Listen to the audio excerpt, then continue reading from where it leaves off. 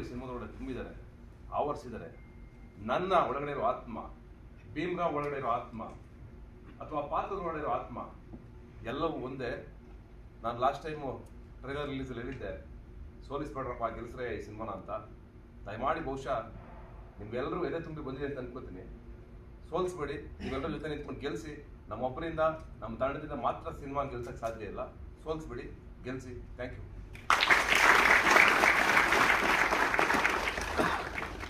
Thank you very much ಎಲ್ರಿಗೂ. ನಾನು ಹೆಚ್ಚೇನು ಹೇಳೋಕ್ಕೆ ನಾನು ಬಯಸೋದಿಲ್ಲ. ಆಲ್ರೆಡಿ ಸಿನಿಮಾ ಏನು ಹೇಳ್ಬೇಕಾಗಿದೆ ಅದು ಹೇಳಿದೆ. ಅದು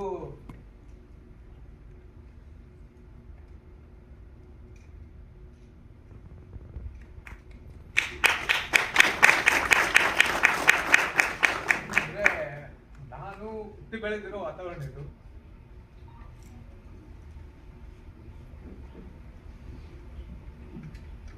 ನಾನು ಅಂದರೆ ನನ್ನ ಎಕ್ಸ್ಪೀರಿಯನ್ಸ್ ಇದು. ಅಂದರೆ ಅದಕ್ಕೆ ನನಗೆ ಅದೊಂದು ದುಃಖ ಇರುತ್ತೆ. ಅಂದರೆ ನಾನು ಬೆಳೆದಿರೋ ವಾತಾವರಣ ಹಿಂಗೆ ಇತ್ತು.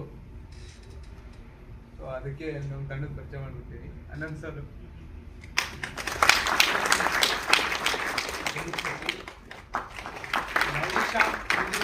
ಆ್ಯಕ್ಚುಲಿ ಸಿನಿಮಾದ ಒಂದು ಏನು ಈ ಮಟ್ಟಿಗೆ ಬಂದಿದೆ ಅಂದರೆ ಇವರ ಪಾತ್ರ ದೊಡ್ಡ ಬಹುಮುಖ್ಯವಾದ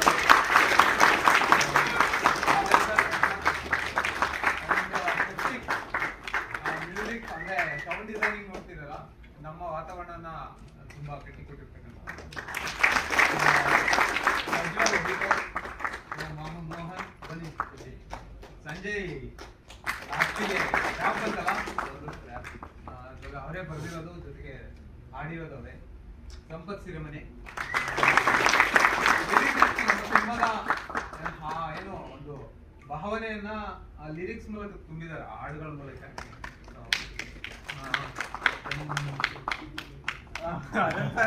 ಸ್ಕ್ರೀನ್ ಪ್ಲೇ ಬರ್ದಿದ್ದಾರೆ ಅರುಣ್ ಚಾಂದ್ರ್ಯ. ಮೌನೇಶ್ ನಟರಂಗ, ಮಾಂತೇಶ್ ಹಿರೇಮಠ್, ಅನನ್ಯ ನೇಹರಿಕಾ.